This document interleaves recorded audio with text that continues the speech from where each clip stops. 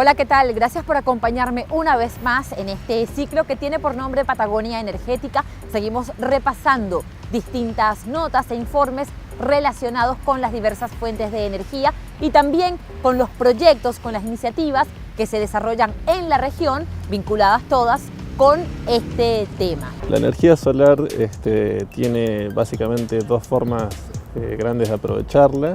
Una es a través de la energía solar térmica, o sea, aprovechando el calentamiento que la luz solar produce sobre las cosas. Y la otra es la energía solar fotovoltaica, que consiste en el aprovechamiento de la radiación del sol para la generación de electricidad. Yo estoy coordinando un grupo de investigación sobre energía solar fotovoltaica, o sea que nos dedicamos a la conversión de radiación en electricidad y estudiamos celdas solares. Somos un grupo formado por 5 investigadores, algunos son becarios de CONICET, y nos dedicamos a investigar materiales que resulten apropiados para realizar celdas o paneles solares de muy bajo costo. Son materiales que a nivel mundial se hallan actualmente en investigación y nos dedicamos tanto a prepararlos como a ensayarlos, a estudiar sus propiedades y averiguar cuál es su factibilidad para aplicarlos en productos tecnológicos, concretamente en paneles solares. El material tradicional de la fotovoltaica es el silicio. Es el silicio cristalino, es un material muy noble en cuanto a su resistencia a la corrosión, en cuanto a sus propiedades químicas, además de tener propiedades también muy buenas desde el punto de vista electrónico y óptico. Cumple muchos requisitos apropiados para una buena tecnología fotovoltaica y por eso se difundió tanto, pero tiene costos que son más o menos elevados. Y bueno, nosotros estamos trabajando en otros materiales que, si bien quizá no tengan la robustez del silicio, se pueden ir desarrollando para suplir algunos de sus efectos y a cambio ofrecen mucho menos costo, con mucha menos cantidad de material utilizado. En este momento estamos trabajando con materiales metal orgánicos. Son una mezcla de precisamente moléculas orgánicas con moléculas inorgánicas como compuestos metálicos. Y una de las propiedades más ventajosas es que pueden absorber una gran cantidad de la radiación solar en espesores prácticamente insignificantes de menos de 1 micrón, o sea, de menos de 1/1000ª de metro. Al contrario de eso, en el silicio los espesores que necesitan son del orden de 200 veces ese espesor. ¿Sí? Otra de las propiedades ventajosas que tiene es que tiene muy buenas propiedades electrónicas. Es decir, una vez que la radiación se absorbe, puede ser transformada en estos materiales muy eficientemente en portadores de carga, o sea, en electrones libres que pueden participar de la electricidad.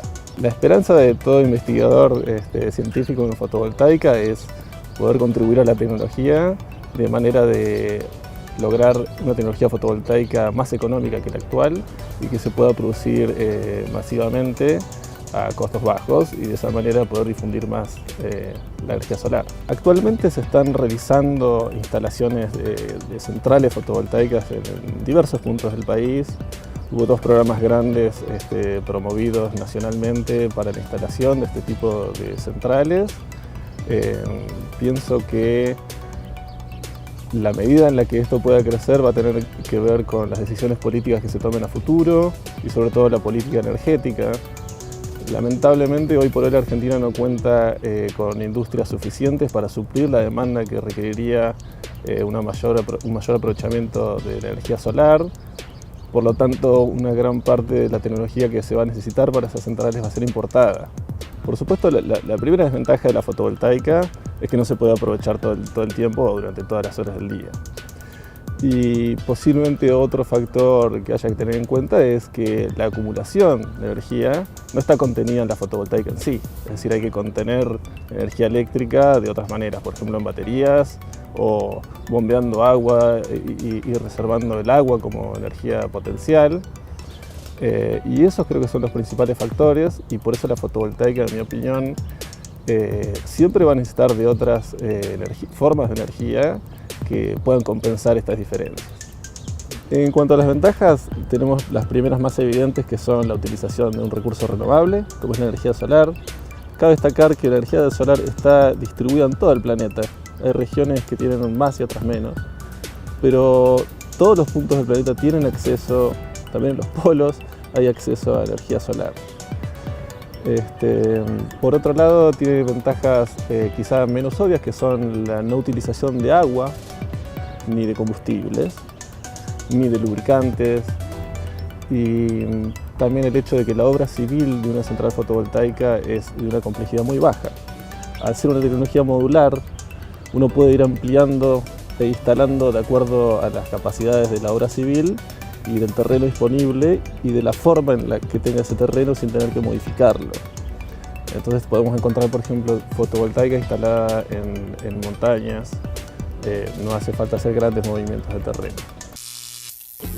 Sabemos que la energía es fundamental para que podamos mantener nuestra calidad de vida.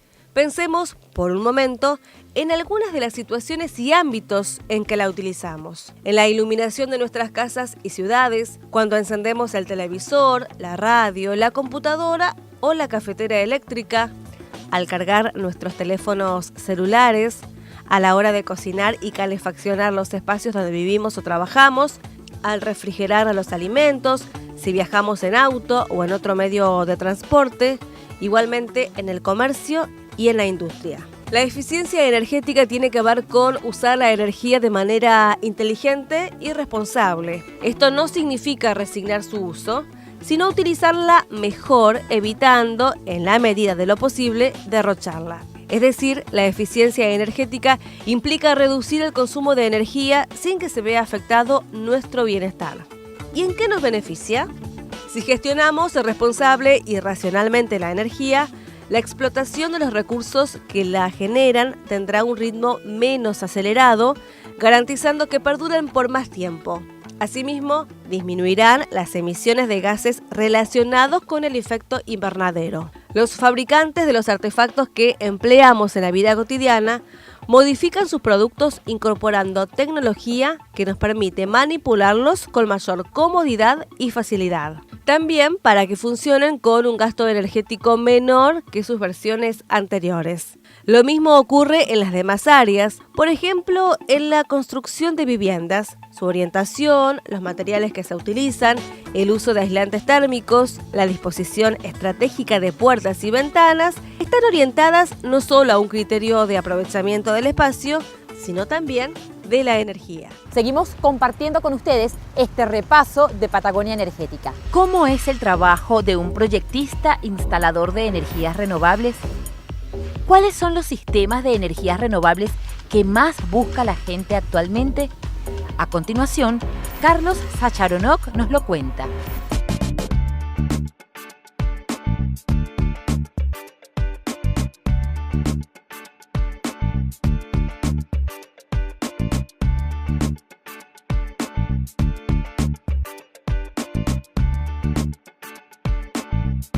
Mi trabajo como proyectista y como instalador, en un principio comienza cuando el cliente tiene una consulta. En la mayoría de los casos es porque necesita o bajar un poco el consumo o bajar los costos de energía, o porque tiene alguna actividad en la cual no tiene la energía necesaria o el sistema.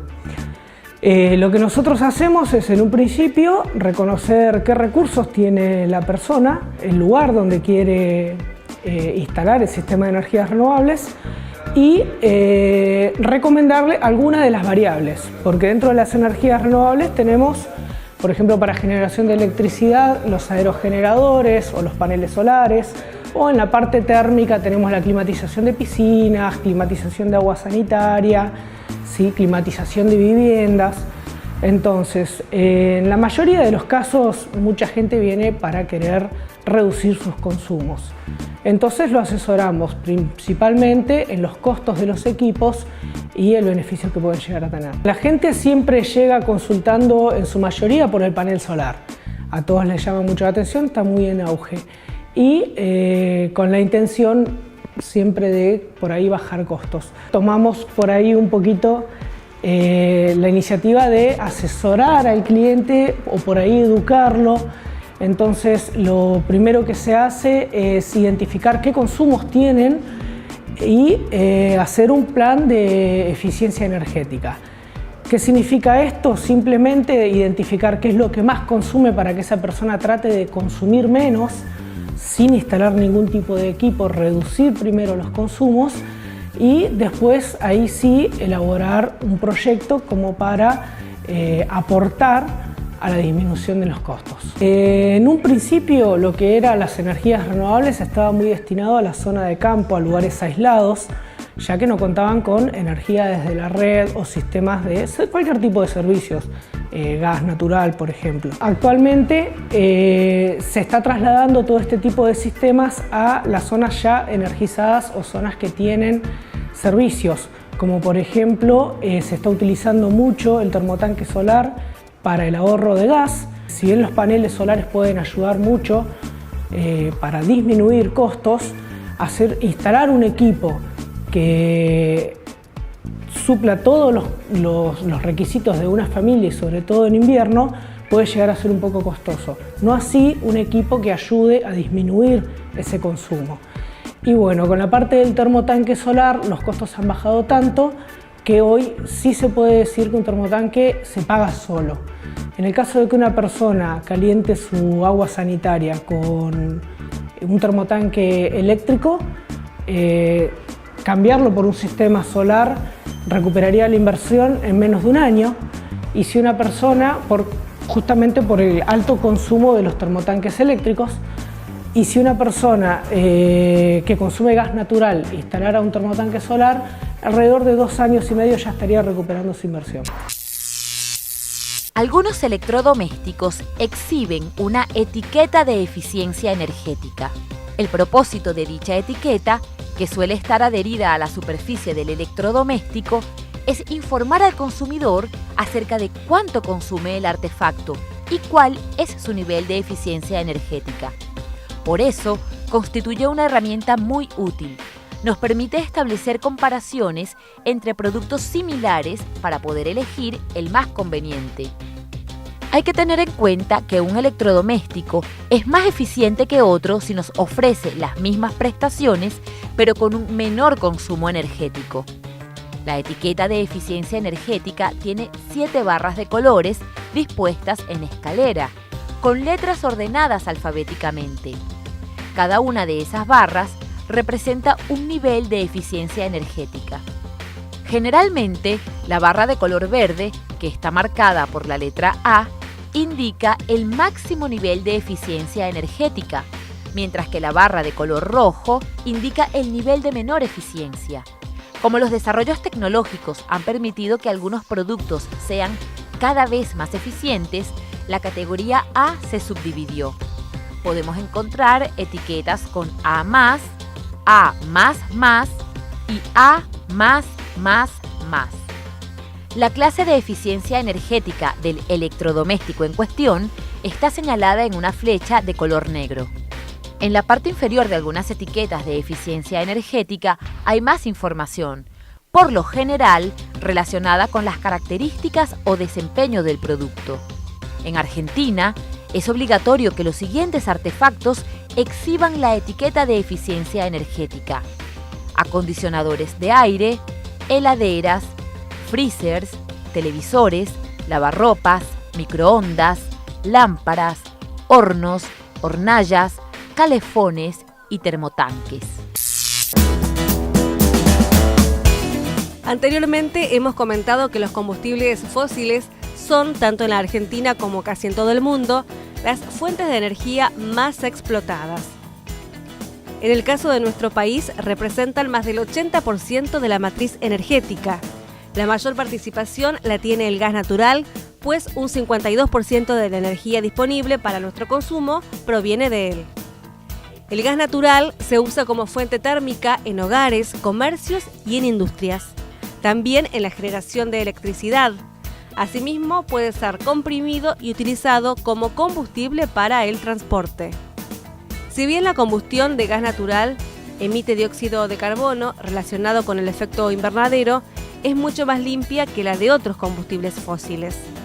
En comparación con el carbón, el gas natural Al arder emite un 50% menos de dióxido de carbono y un 25% menos que el petróleo. El gas natural se encuentra bajo tierra, muchas veces está asociado con el petróleo, aunque otras veces está solo. Ambos hidrocarburos se forman del mismo modo, es decir, a partir de la acumulación de desechos orgánicos y distintos sedimentos minerales en lechos acuáticos. A través de miles de años, sobre esos lechos continuaron depositándose otras capas de sedimentos. El peso de estos hizo que los lechos se hundieran aún más. Por ese proceso aumentaron la presión y la temperatura, generando unas condiciones que, junto con la ausencia de oxígeno, fueron propicias para que los desechos orgánicos acumulados desde tiempos remotos se transformaran hasta convertirse, millones de años después, en gas y en petróleo. Como ocurre con el petróleo, después del proceso de exploración que permite verificar la existencia de gas natural en un área, su extracción de las entrañas de la tierra se puede efectuar recurriendo a métodos distintos, aunque no se usan de manera indiferente. La elección de cada uno de ellos responde al lugar donde está alojado el recurso. De tal manera, hay métodos específicos para los yacimientos convencionales, asimismo para los no convencionales y otros para los yacimientos offshore, es decir, los situados en el mar. Una vez que el gas natural está en la superficie, se procesa. Luego es transportado hacia lugares de consumo por medio de gasoductos conectados a los tanques de almacenamiento o de embarcaciones si el destino es lejano. En este último caso, viaja de forma líquida. ¿Cómo cambia de estado? Se disminuye su temperatura a 161 grados bajo cero y se comprime. A nivel mundial, la Argentina cuenta con la segunda reserva de gas natural no convencional, lo que hace suponer que en un futuro no muy lejano, esta fuente de energía podrá abastecer de manera sostenida la demanda energética nacional. Veamos brevemente cómo funciona una central termoeléctrica. Las centrales térmicas utilizan gas, derivados del petróleo, como el diésel o el fuel oil, entre otros, o carbón para producir electricidad. Esos combustibles alimentan las calderas donde se calienta agua para producir vapor a alta presión. El vapor hace mover las palas de las turbinas, cuyo movimiento giratorio se transmite hacia un generador eléctrico. El alto voltaje de la electricidad obtenida en la central se reduce a una subestación. El vapor que movió la turbina vuelve a transformarse en agua y regresa a la caldera para formar parte, una vez más, del ciclo de producción de vapor. Por cierto, el carbón no es muy explotado en Argentina. De hecho, solo tiene una participación del 2% en la matriz energética nacional. Llegamos al final de esta emisión de Patagonia Energética. Muchísimas gracias por la compañía, por la atención y será hasta una próxima ocasión.